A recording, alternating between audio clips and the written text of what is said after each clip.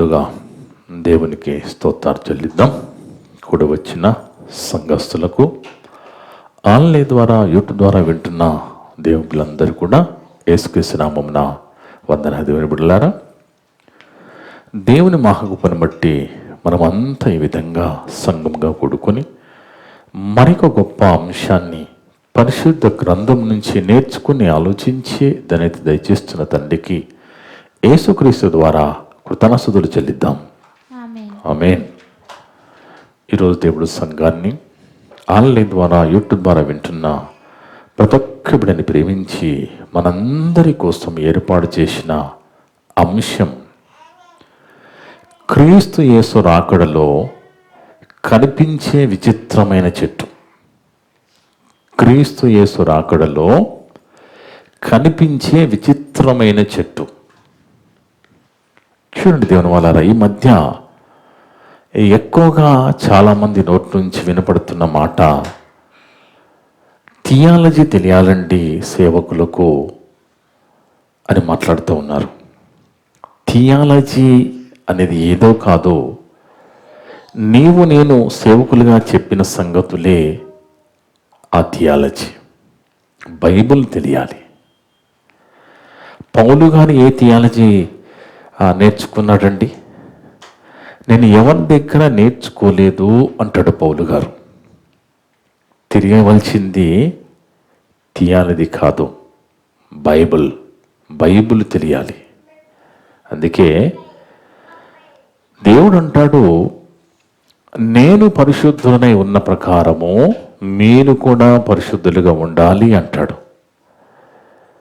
పరిశుద్ధతగా ఉండడము, పరిశుద్ధత తెచ్చుకోవడము అనేది, పరిశుద్ధతగా జీవించడం అనేది ప్రతి ఒక్కరి జీవితంలో చాలా ప్రాముఖ్యం. అందుకే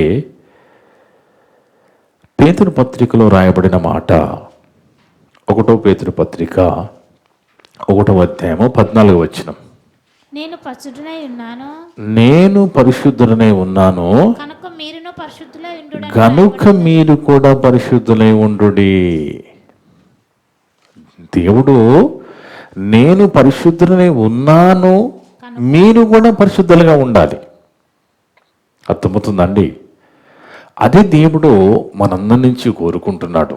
అంటే మనమంతా కూడా క్రీస్తుని నమ్మిన తర్వాత యేసుక్రీస్తు వారి స్వారూప్యంలోకి వెళ్ళిపోవాలి. యేసుక్రీస్తు స్వారూప్యము మనలో రావాలట. అది దేవుడు కోరుకుంటున్నాడు మనందరి నుంచి, దేవుని వల్లరా.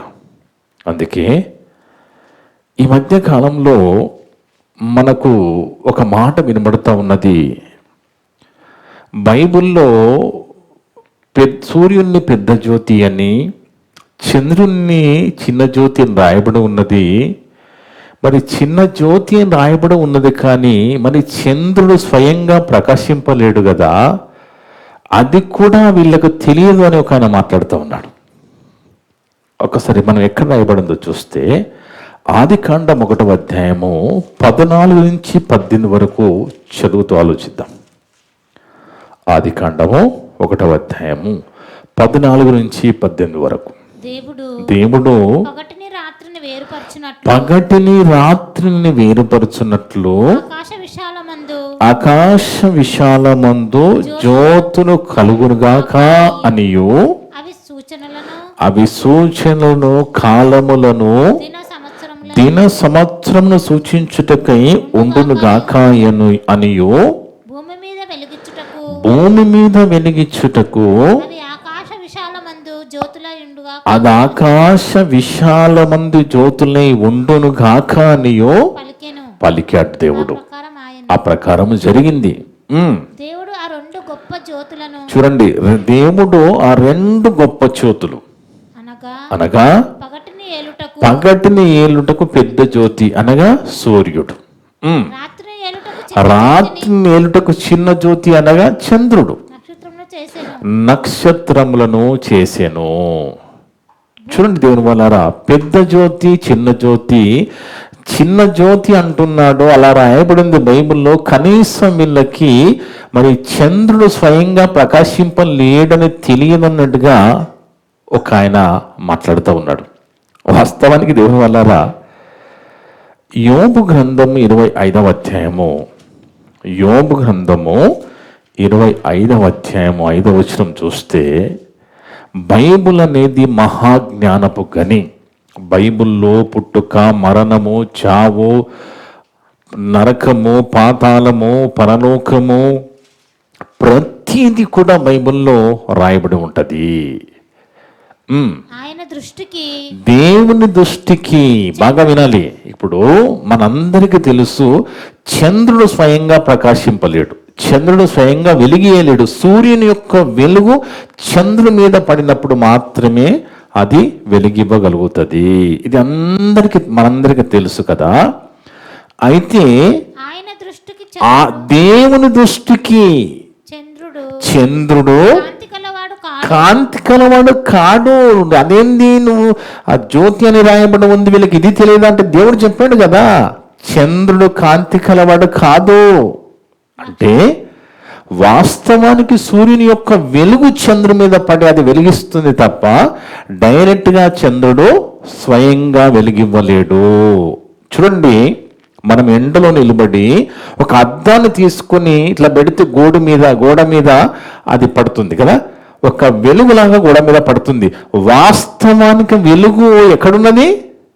అద్దంలో లేదు.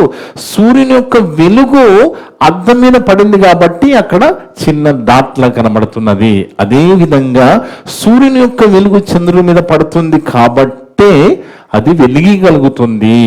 దేవుడు ఏమంటున్నాడు? దేవుని దృష్టికి చంద్రుడు కాంతి గలవాడు కాడు. నక్షత్రములు పవిత్రములైనవి కావు. మనకు గొప్పండి ఇవన్నీ. మనకు సూర్యుడు, చంద్రుడు, ఆ మేఘాలు, భూమి, ఇది మనకు గొప్ప. దేవుని శక్తి ముందు ఆయనకి ఇవన్నీ ఆఫ్టర్ ఆల్, ఇవన్నీ చిన్నమైనకి. దేవుని శక్తి ముందు ఆయనకి ఆఫ్టర్ ఆల్ అది. అందుకంటున్నాడు దేవుని దృష్టికి చంద్రుడు కాంతి కలవాడు కాడు. ఆయన దృష్టికి అంత శక్తి గల దేవుడైన మనకి గొప్ప కావచ్చు, దేవుని దృష్టిలో ఆయనకి ఇవన్నీ చాలా చిన్నవి. దేవుని వాళ్ళారా, అవన్నీ చాలా చిన్నవి. నక్షత్రములు పవిత్రములైనవి కావు అంటే మనం బాగా ఆలోచిస్తే ఆకాశంలో ఉన్న నక్షత్రాలను కాదు దేవునికి కావాల్సింది, భూమి మీద మనమే నక్షత్రాలుగా ఉండాలనుకుంటున్నాడు తండ్రి. అర్థమవుతుందా అండి? మనం మనిషిలాగా అయిపోయాడంటే ఎక్కడ చూసిన నక్షత్రాలే కనబడతాయి. ఎప్పుడు?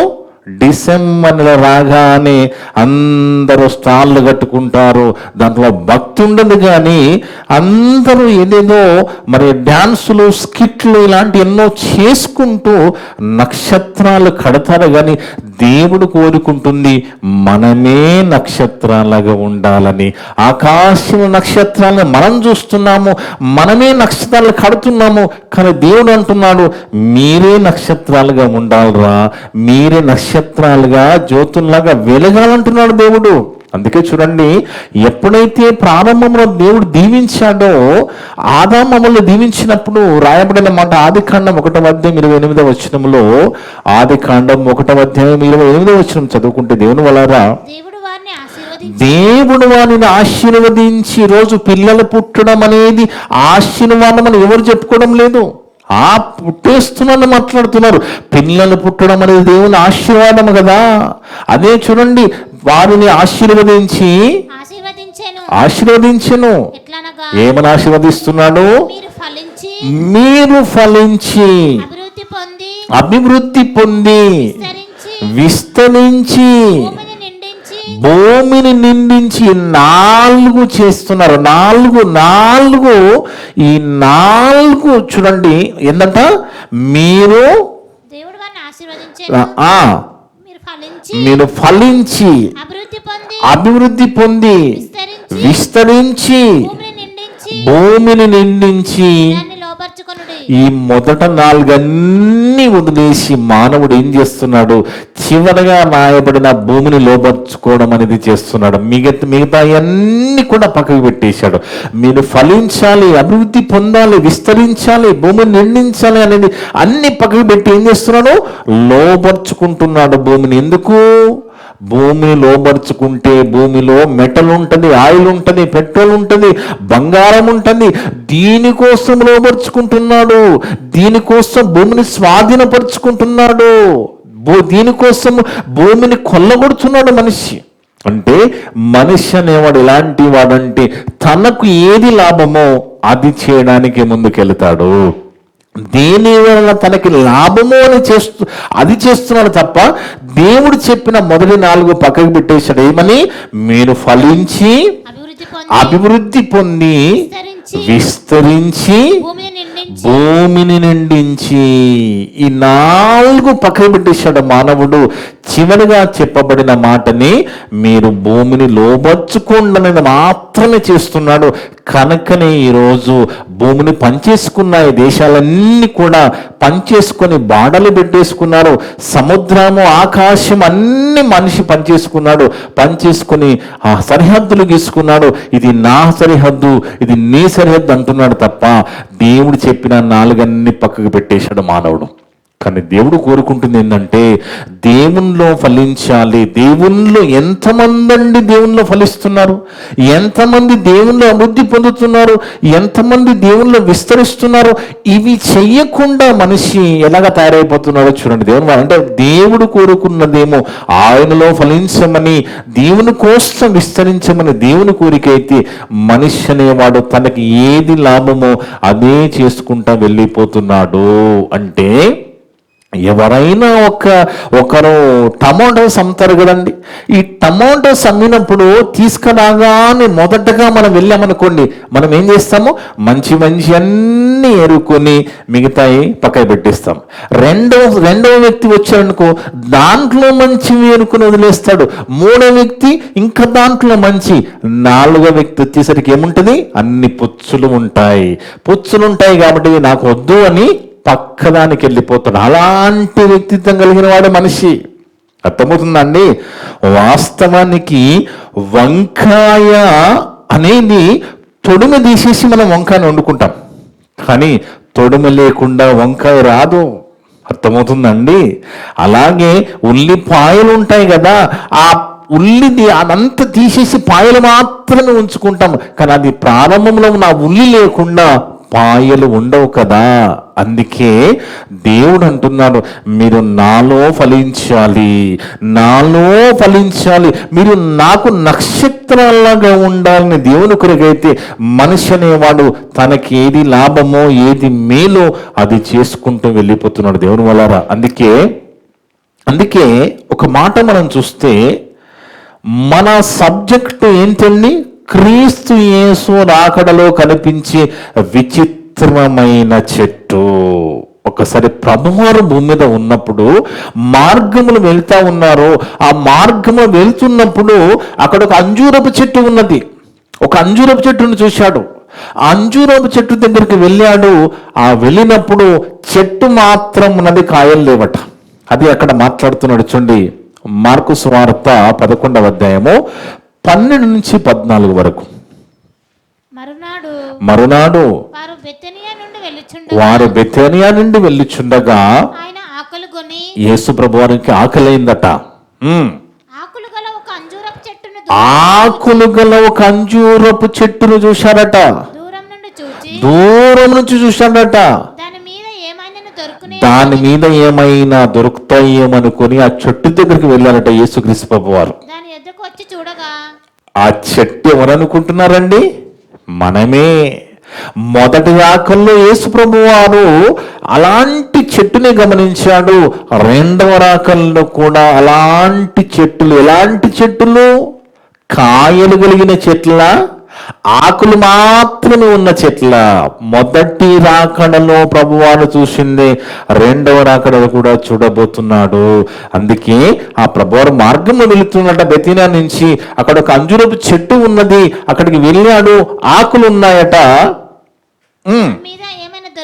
ఏమైనా దొరుకునేమో అని ప్రయత్నం చేశారట. దాని యొద్దకు వచ్చి చూడగా ఆకులు తప్ప మరేమీ ఆకులు తప్ప మరేమీ కనబడడం లేదు. ఈరోజు సంఘాల్లో విశ్వాసుల పరిస్థితి కూడా అదే. చెట్టే మనమైనప్పుడు, మనము చెట్టుగా దేవుడు అంటున్నప్పుడు ఈ చెట్టు ఉంటుంది, ఆకులు ఉంటున్నాయి తప్ప కాయలు ఉండడం లేదు. అందుకే అక్కడ ఏం చేస్తుండే ప్రభువారు? ఏలైనగా అది అంజూరపు పండ్ల కాలము కాదు. అయినప్పటికీ ప్రభువారికి తెలిసినప్పటికీ ఎందుకు వెళ్ళాడు అక్కడ? అది మనకు సాదృశ్యము. మనము చెట్టు అని, ఆ చెట్టు ఆకులు కలిగి ఉంటే లాభం లేదని, మనము కాయలు ఉండాలి మనకి. అంటే మన భక్తి విశ్వాస జీవితంలో మనము ఒక చెట్టుగా, కాయలుగా ఫలించాలని మనకు అర్థం కావడానికి ప్రభువారు ఆ చెట్టు దగ్గరికి వెళ్ళారు. అది సీజన్ కాదట, అయినప్పటికీ అక్కడ వెళ్ళి చూసినప్పుడు ఆ చెట్టుకి ఏమి లేవట? ఆకులు తప్ప మరేమీ కనబడడం లేదు. ఈరోజు వాస్తవానికి లోకములో చూస్తే నీతి, భక్తి, విశ్వాసము మరి ఇలాంటి లేవేమో కానీ క్రీస్తుని నమ్మిన వారిలో కూడా ఇలాంటివి చాలా తక్కువ మందిలో కనబడతా ఉన్నాయి. ఏంటి? నీతి, భక్తి, విశ్వాసము, క్షమాగుణము, క్రియలు, విశ్వాసం అనేది దేవుని ఎరిగిన వాళ్ళు కూడా చాలా తక్కువ కనబడుతున్నాయి. అక్కడ ప్రభువారు చెట్టు దగ్గర వెళ్ళినప్పుడు అంజూరపు చెట్టుకి ఆకులు మాత్రమే ఉన్నాయట, కానీ ఫలాలు లేవు. ఏలైనగా అందుకు యేసు ఇక మీదట ఎన్నటికి నీ పండ్లు ఎవరు తినకుండా ఉండునుగాక అని అక్కడ శపించేస్తున్నాడు. మొదటి రాకడలో ప్రభువారు ఆ చెట్టును చూసినప్పుడు అక్కడ కాయలు లేనప్పుడే చెట్టును శపించినట్టుగా మనం చూస్తున్నాము. రెండవ రాకడలో ప్రభువారు వచ్చినప్పుడు కూడా చెట్లుగా ఉండవలసిన మనము కాయలు కలిగి ఉన్నామా లేదా అనేదే చూస్తాడు. మొదటి రాకల్లో అదే చూశాడు, రెండవ రాకల్లో కూడా అదే చూడబోతున్నాడు. అందుకే దేవుని వన్నారా, మనం చాలా జాగ్రత్తగా మనం ఆలోచించాలి. ఎందుకంటే యేసుక్రీస్తు ప్రభువారంటే ఆయన దేవుని శక్తి, దేవుని జ్ఞానమని రాయబడి ఉన్నది. ప్రభువారు బోధ ఎంత అద్భుతంగా ఉంటుందండి. యేసుక్రీస్తు ప్రభువారు నోరు తెరిచి మాట్లాడితే చాలా గొప్పగా ఉంటుంది. ఉపమానాలుగా మాట్లాడుతూ ఉంటారు ప్రభువారు, ఉపమానములుగా. ఎందుకు? ఆ యేసు ప్రభువారికి మరి నక్షత్రాల లెక్క తెలియదా? వాటి సైజు తెలియదా? ప్రతిదీ తెలుసు కదా, అంత జ్ఞానవంతుడు కదా. 1 కొరింథీ పత్రిక 1:24 రాయబడింది చూడ, ఆయన ఎంత జ్ఞానము కలిగిన వాడో. 1 కొరింథీ పత్రిక 1వ అధ్యాయము 24వ వచనం. 1 కొరింథీ పత్రిక 1వ అధ్యాయము 24వ వచనం. దేవుని వాళ్ళారా, ఆయన యూదులకు ఆటంకముగాను అన్యజనులకు వెర్రితనంగాను ఉన్నాడు. ఆనాడు ఈనాడు ఎప్పటికీ వెర్రితనంగా కనబడుతూ ఉన్నాడు. కానీ యూదులకేమి, గ్రీసు దేశస్తులకేమి, పిలువబడిన వారికి, మనమంతా ఎవరమండి? పిలువబడిన వారం కదా, మనమంతా పిలువబడిన వారం కదా. పిలువబడిన వారికైతే క్రీస్తు ఎవరట? దేవుని శక్తి, దేవుని జ్ఞానమై ఉన్నాడు. దేవుని జ్ఞానమై ఉన్న యేసుక్రీస్తు ప్రభువానికి నక్షత్రాల సైజు తెలియదా? భూమి వైశాల్యం తెలియదా? అన్ని తెలిసినా కానీ ఎందుకు ఉపమాన రీతిగా మాట్లాడతాడు ప్రభువారు? ఉపమానాలు అంటే మన స్థాయికి దిగి వచ్చి ఉపమానాలుగా మనతో మాట్లాడితే మనకు అర్థమైపోతుంది, మనం మారతామని ప్రభువారు ఉపమానాలుగా మాట్లాడుతూ ఉంటారు. దేవుని వల్లారా, అర్థమవుతుందండి? ఉపమానాలుగా ఒక్కొక్క సందర్భంలో అపోస్తులు వచ్చి, ప్రభువా ఎందుకు ఉపమానాలుగా నువ్వు మాట్లాడతావని అడుగుతారు. వాస్తవానికి అంత గొప్ప జ్ఞానవంతుడు, సృష్టికర్త, అన్ని ఎరిగినవాడు, అంత గొప్ప శక్తి సామర్థ్యం కలిగినవాడు ఎందుకు ఉపమానాలుగా సింపుల్గా మాట్లాడుతూ ఉంటాడు అంటే, నరకం పోయే వాళ్ళు కూడా అవి విని మారుతారేమో అని, నరకానికి సిద్ధపడిన వాళ్ళు కూడా ఉపమానాల రూపంలో చెప్పితే అర్థమై మారుతారని ప్రభువారు మాట్లాడతారు. అర్థమవుతుందండి? 10th స్టాండర్డ్ వాళ్ళకి డిగ్రీ స్టాండర్డ్ పాఠాలు చెప్తే అర్థం కాదు కదా. ఆ చెప్పే వ్యక్తి డిగ్రీ స్టాండర్డ్ వాళ్ళకి చెప్పవచ్చు, చెప్పగలడేమో, కానీ 10th స్టాండర్డ్కి సంబంధించిన పాటలు చెప్తేనే వాళ్ళకి అర్థమవుతాయి. అలాగే పిల్లలుగా ఉన్న మనము మనకి అర్థం కావడానికి యేసుక్రీస్తు ప్రభువు ఆనాడు ఈనాడైనా ఉపమానాలుగా మనతో మాట్లాడుతూ వస్తున్నాడు. అందుకే వాళ్ళు అడుగుతున్నారు. చూడండి, మత్తయి సువార్త 13వ అధ్యాయంలో, మత్తయి సువార్త 13వ అధ్యాయము 10-11 వచనాలు చూస్తే దేవుని వలన, మత్తయి సువార్త 13వ అధ్యాయము 10-11 వచనాలు. తర్వాత శిష్యులు వచ్చి నీవు ఉపమాన రీతిగా ఎందుకు అడుగుతున్నారు. చూడండి, ఎందుకు ప్రభువా నువ్వు ఉపమానం ఎందుకు మాట్లాడతావు? అంత జ్ఞానవంతుడు, అన్ని తెలిసిన వాడు ఎందుకు ఉపమానాలుగా మాట్లాడుతున్నాడు? వాళ్ళు అడుగుతున్నారు.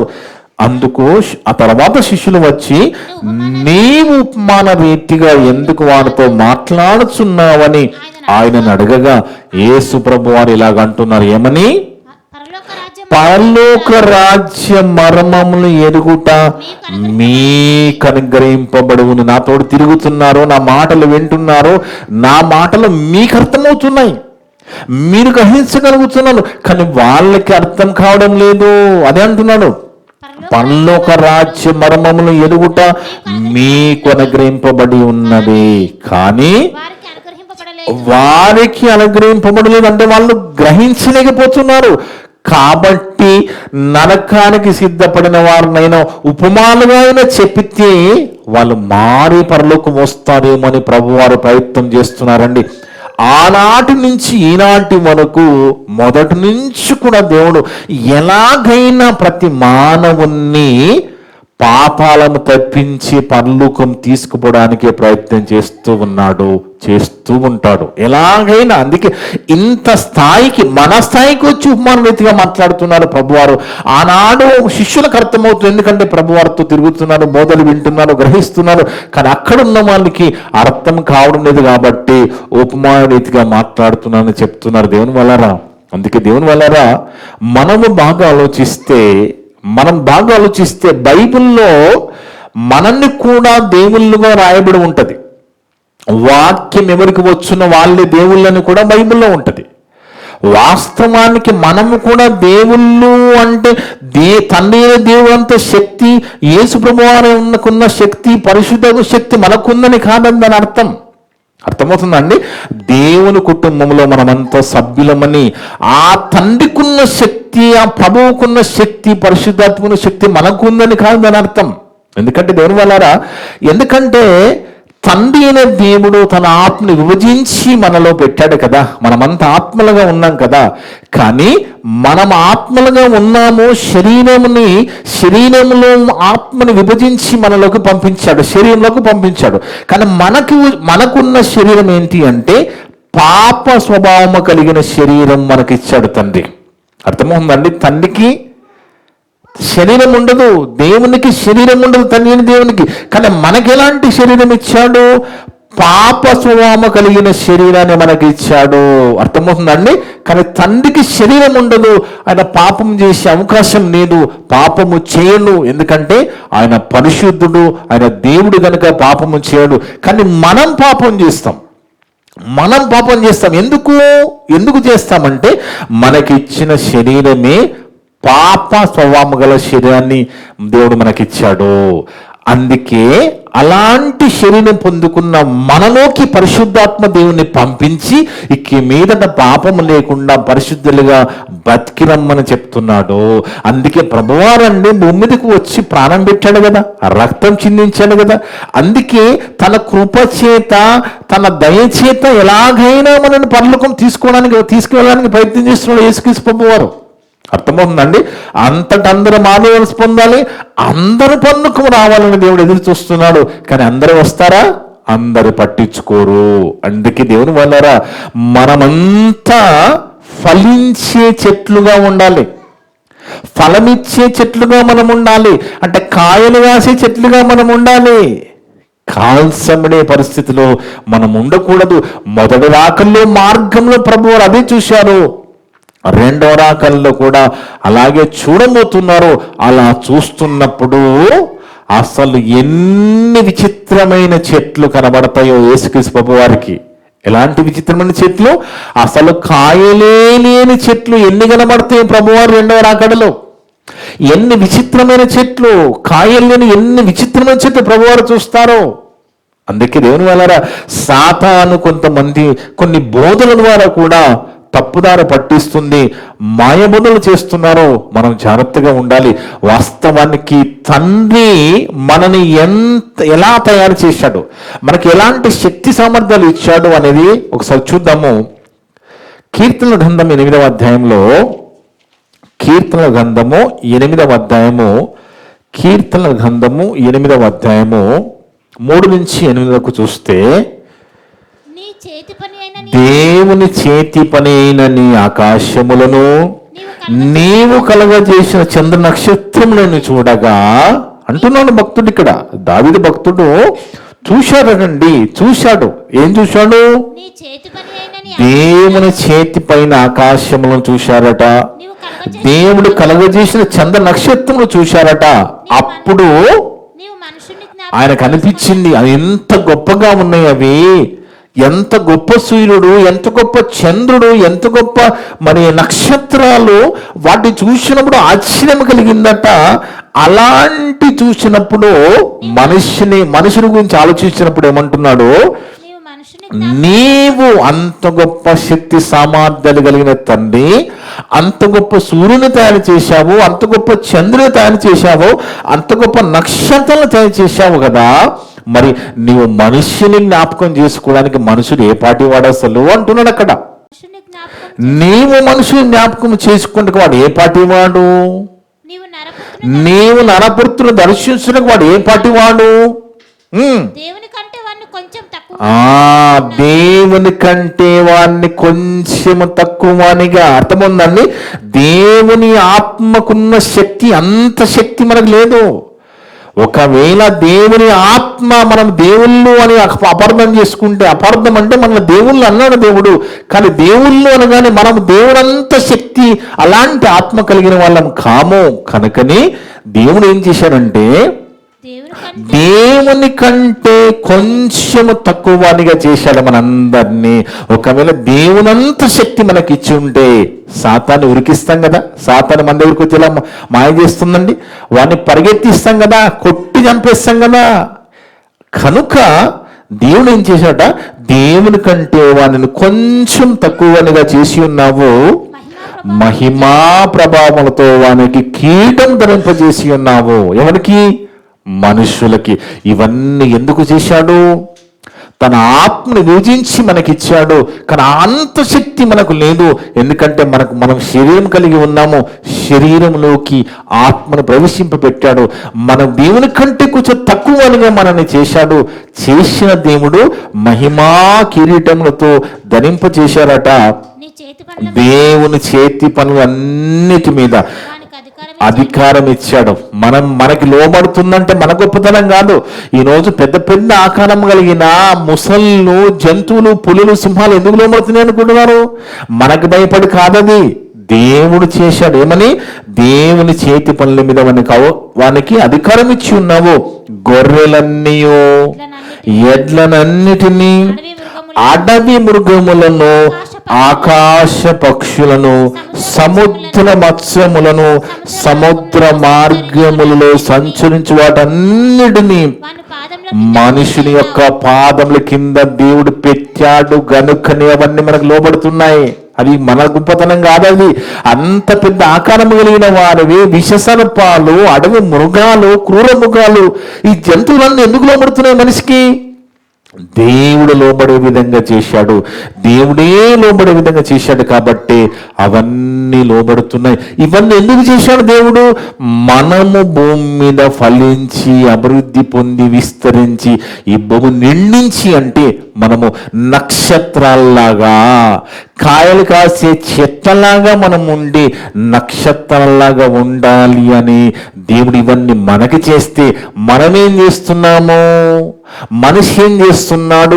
మనిషికి ఏది లాభమో, ఏది అనుకూలం అది చేసుకుంటూ వెళ్ళిపోతున్నాడు తప్ప దేవుని మాటలు పక్కకి పెట్టేశారు చాలా మంది.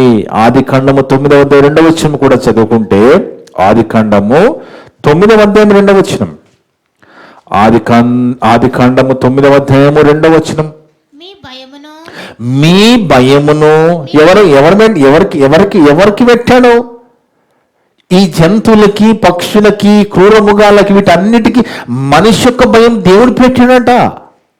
మీ భయమును, మీ బెదురును మీ బెదురును అడవి జంతువులన్నిటికీ, ఆకాశ పక్షులన్నిటికీ, నేల మీద పాకు ప్రతి పురుగులకును, సముద్ర చేపలన్నిటికీ కూడా కలుగును అని దేవుడు. అవన్నీ కూడా మనిషి చేతికి అప్పగించింది ఎవరు? దేవుడు. లోబడమంటే లోబడుతున్నాయి, కానీ దేవునికి లోబడవలసిన మనిషి మాత్రం దేవునికి లోబడడం లేదు. ఇవన్నీ లోబర్చుకుంటున్నాడు.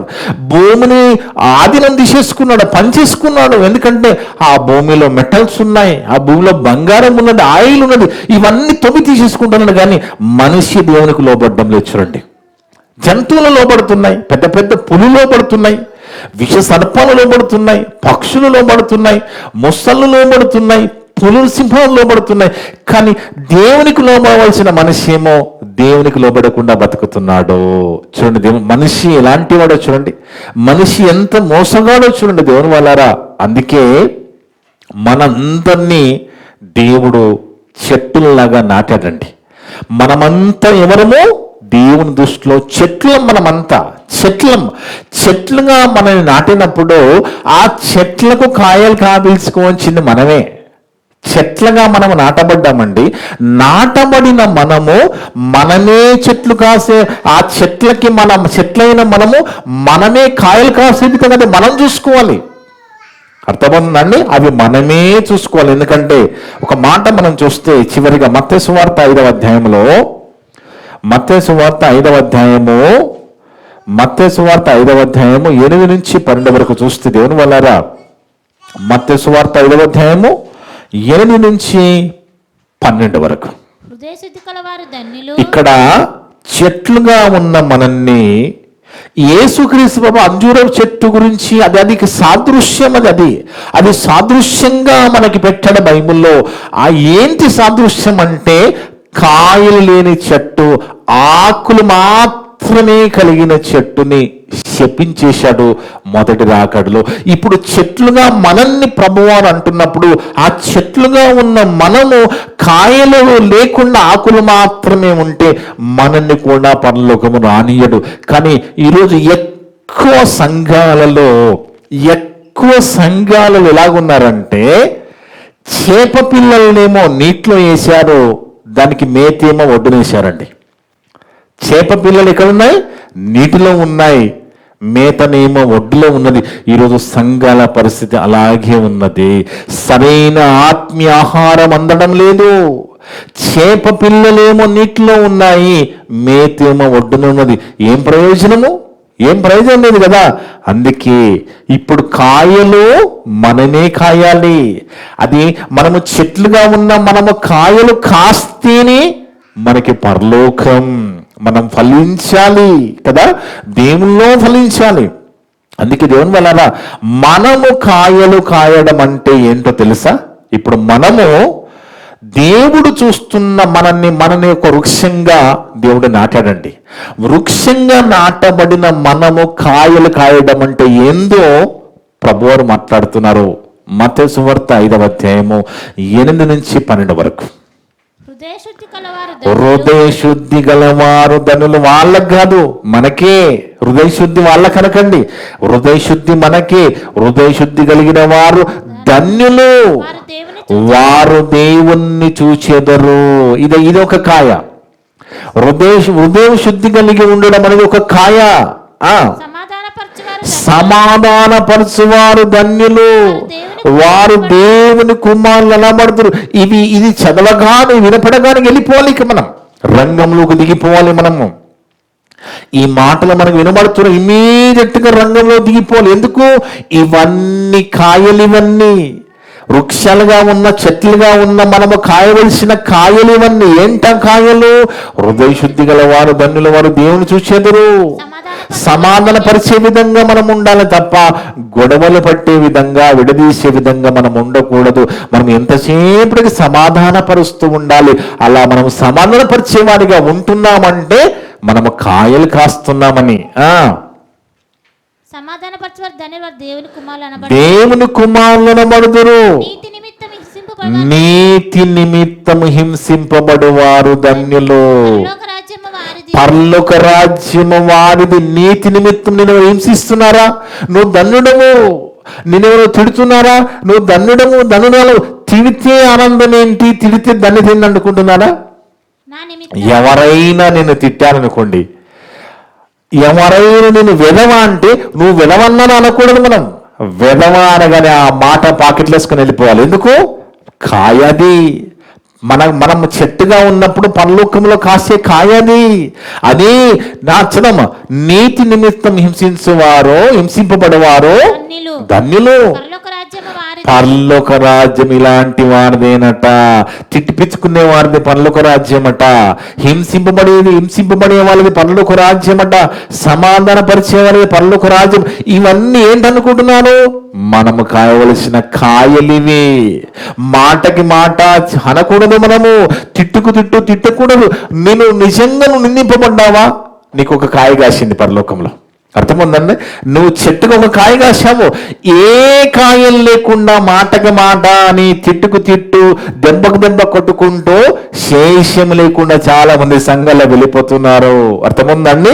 ఏముండదు, శేషం ఉండదు. ఆకులు మాత్రమే ఉంటాయి. ఆకులు ఉన్న చెట్టుని పొబారు ఏం చేశారు? శపించేశారు. చదవమ్మా. నా నిమిత్తము జనులు మిమ్మల్ని నిందించి హింసించి మీ మీద అబద్ధముగా చెడ్డ మాటలు పలుకున్నప్పుడు మీరు ధన్యులు. చూడండి, ఎందుకు ఈ ధన్యత? ఎలా వస్తుంది ధన్యత? మీ మీద చెడ్డ మాటలు అంటున్నారు, మిమ్మల్ని నిందిస్తున్నారు, మిమ్మల్ని అవమానపరుస్తున్నారు, మీరు చేసినట్టుగా చెప్తున్నారు. అప్పుడు మీరు ధన్యులు. ఎలా? అప్పుడు మనం సంతోషించాలట. ఎందుకు ఆనందించాలండి? ఎలా తిడితే ఎలా సంతోషం కలుగుతా అనుకుంటున్నారా? ఇమీడియట్ గా మనకు ఒక కాయ కాస్తుంది అక్కడ పరలోకంలో. మనము చెట్టుగా వృక్షాలుగా దేవుడు మనం నాటినప్పుడు కాయలు కాసేది మనమే. కాయలు కాసే విధంగా మనం చూసుకోవాలి. అది మనకే అప్పచెప్పాడు. కనుక సంతోషించి ఆనందించుడి. ఎందుకు సంతోషించి ఆనందించాలి? నీ గురించి అబద్ధం ఆడినప్పుడు, నేను నిందించినప్పుడు, హింసించి ఎందుకు సంతోషించి ఆనందించాలంట? పరలోకమందు నీ ఫలము అధికమగుతుంది. ఎందుకంటే మనం ఫలించాలి కదా, మనం కాయలు కాయాలి కదా. పరలోకములో నీ ఫలం అధికమగును. ఇలాగునా మొదటి నుంచి ఇదే తంతు లోకంలో మొదట ప్రభు దేవుణ్ణి ఎరిగిన వాళ్ళ నుంచి కూడా ఈ రోజు వరకు అదే పరిస్థితి. నువ్వేమి దిగులు పడవలసిన పని లేదు. నీకు అలా జరిగినప్పుడు, నేను నిందించినప్పుడు, హింసించినప్పుడు, నీ మీద చెడ్డ మాటలు పలుకున్నప్పుడు, మాటకు మాట, దెబ్బకు దెబ్బ, నువ్వు తిట్టు చేయకుండా నువ్వు ఇమీడియట్ అవన్నీ నీ పాకెట్లో వేసుకొని వెళ్ళిపో. ఎందుకంటే నీ ఫలము పరలోకములో అధికమగుతుంది. నీ చెట్టు కాయలు కాస్తుంది. అక్కడ నువ్వేమన్నా మాటకు మాట అన్నావనుకో, అక్కడ ఏముండదు ఇక. కనుక దేవుని వల్లరా క్రీస్తు యేసు రాకడలో కనిపించే విచిత్రమైన చెట్లుగా, అంటే విచిత్రమైన చెట్లు అంటే అసలు కాయలే లేని చెట్లుగా మనం ఉండకుండా ఫలించే చెట్లుగా, కాయలు కాసిన చెట్లుగా మనం ఉండాలి. అలా ఉండాలని ఇవన్నీ మనకి నేర్పిస్తున్నాడు. అలా ఉండాలని దేవుడు కోరుకుంటున్నాడు. యేసుక్రీస్తు ప్రభువారికి ఇచ్చిన శరీరము కూడా భూమికి వచ్చినప్పుడు పాప శరీర ఆకారంతోనే ఆ ప్రభువారి శరీరం ధరించుకుని వచ్చారు. కానీ ప్రభువారు పాపం చేయలేదని కూడా రోమపత్రిక రాయబడి ఉంటుంది. చూడండి, రోమపత్రిక 8వ అధ్యాయము, రోమపత్రిక 8వ అధ్యాయం 4వ వచనం, 2వ మాట. దేవుడు తన సొంత కుమారుని పాప శరీర ఆకారముతో పంపి, చూడండి యేసు గారికి ఎలాంటి శరీరం ఉందంట? పాప శరీర ఆకారముతో పంపి ఆయన శరీరమందు పాపమునకు శిక్ష విధించెను. కానీ ప్రభువారు పాపము చేయలేదు.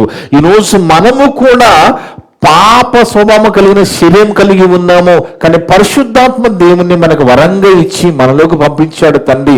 కాబట్టి ఆ పరిశుద్ధాత్మ సహాయంతో మనము పాపము చేయకుండా పరిశుద్ధత కలిగి జీవించి సమాధానపరిచే వారిగా, క్షమించే వారిగా ఉండాలి. ఎందుకంటే దేవుడు చెప్పాడు కదా, వివాహం అన్నిటిలో ఘనమైనది అన్న దేవుడు భార్య భర్తలు దేవుని కోసం బతకాలని చెప్పలేదా? చెప్పాడు కదండి. ఘనమైన వివాహం ఎప్పుడు ఘనమవుతుంది? నువ్వు భార్య భర్తలుగా నువ్వు దేవుని కోసం బ్రతికనికి ఇచ్చిన పనులు దేవునిలో పెరిగితే పనిలో ఉంటే కదా ఘనమవుతుంది. దేవుడు ఇవన్నీ చెప్పాడు కదా. అందుకే దేవుని వలన దేవుడు చెప్పిన ప్రతి మాట మనం దానికి లోబడాలి. మనము సమాధాన పరిచే వారిగా ఉండాలి. చెడ్డ మాటలు పలికినప్పుడు పాకెట్లెస్కి వెళ్ళిపోలేదు. మనకు తెలుసు, వాళ్ళు మనం నిందించినా హింసించినా చెడ్డ మాటలు పలికిన పరలోకంలో మన ఫలం అధికమవుతుంది. అక్కడ కాయలు కాస్తుంది. ఇక్కడ ఉన్న చెట్టుగా ఉన్న మనకు అక్కడ పరలోకంలో ఆస్తి పెరుగుతుంది, ఫలం పెరుగుతుంది. అందుకని దేవుని వల్ల ఈ భూమిలో బ్రతికిన నాళ్ళు మనము ఇలాంటి ఆలోచనతో బతకాలి. తొందరపడకూడదు, మాటకు మాట అనకూడదు, ఓపికతో ఓర్పుతో వెళుతూ ఉండాలి. క్రీస్తు యేసు రాకడలో కనిపించే విచిత్రమైన చెట్టులో మనం ఉండకుండా ఫలించిన చెట్టుగా మనం ఉండాలి. ఫలము కలిగిన చెట్లుగా మనం ఉండాలి. ప్రభువారు వచ్చినప్పుడు రెండవ రాకలు అదే చూస్తాడు. అప్పుడు కాయలు కాసిన చెట్టుగా ఉండాలి తప్ప ఆకులు మాత్రమే ఉన్న చెట్లుగా ఉంటే మనము కూడా మోసపోయినట్టే. కనుక అలాంటి మోసములో మనం ఎవరం కూడా పడిపోకుండా మనమంతా మన పరలోక జీవితాన్ని ఏ రోజుకు ఆ రోజు చూసుకుంటూ కాయలు కాసే చెట్లుగా, అలాంటి వృక్షాలుగా మనం ఎదిగి దేవుని కోసం బ్రతికి దేవునిలో ఫలించి మనము దేవుని కోసం బ్రతుకుతూ ఇంకా కొంతమందిని కూడా దేవుని కోసం బతికించాలని కోరుకుంటూ ఇప్పటివరకు నా ద్వారా మాట్లాడిన ప్రతి మాట విన్న అందరి హృదయాలలో చెప్పిన నా హృదయంలో దేవుడు సమృద్ధిగా ఫలింపజేయును కాక.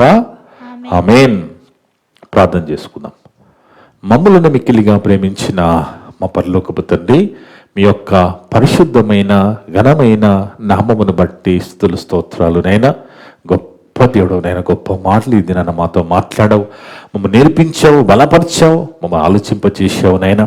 అవును తండ్రి, మా ప్రభువు రెండో రాకడలో కనిపించే ఆ విచిత్రమైన చెట్టుగా మేము ఉండకుండా, కాయలేని చెట్టుగా మేము ఉండకుండా, ఆకులు మాత్రమే ఉండే చెట్టుగా మేము ఉండకుండా, మేము మీలో ఫలిస్తూ ఈ భూమి మీద బతికినన్నాళ్ళు పరలోకంలో మేము కాయలు కాసే ఆ ఆస్తి, ఆ ఫలం మేము అక్కడ పొందుకునే విధంగా ఇక్కడ బతుకుటకు మాకు సాయం చేయండి. అలా బలపరచండి నైనా, అలా బతుకుడు కృప చూపండి. ఇప్పటి వరకు నా ద్వారా మాట్లాడిన ప్రతి మాట విన్న సంఘస్థులందరి హృదయాలలో చెప్పిన నా హృదయం ఫలింపచేయండి. మేమంతా కూడా కేవలం వాక్యం చదివి విని వదిలిపెట్టి మేము మోసపరుచుకోకుండా విన్న మాటలకు లోబడి జీవించే శక్తిని దయచేయండి తండ్రి. చెప్పబడిన ఈ మాటలు ఏది కూడా ఎవరు కూడా అపార్థం చేసుకోకుండా అర్థం చేసుకుని మంచి మనసును దయచేయండి. ఈ మాటలు వింటున్న ప్రతి ఒక్క కుటుంబాన్ని దీవించి ఆత్మీయ బలపరచమని సమస్త ఘనత మహిమ ప్రభావాలు మీకే చెల్లిస్తూ మా ప్రభువును మా రక్షకుడును మీ ప్రియ కుమారుడు అయిన యేసుక్రీస్తు వారి పరిశుద్ధ నామమున అడిగి వేడుకొనుచున్నాము తండ్రి. ఆమేన్. మీ అందరికీ వందనాలు. May God bless you all.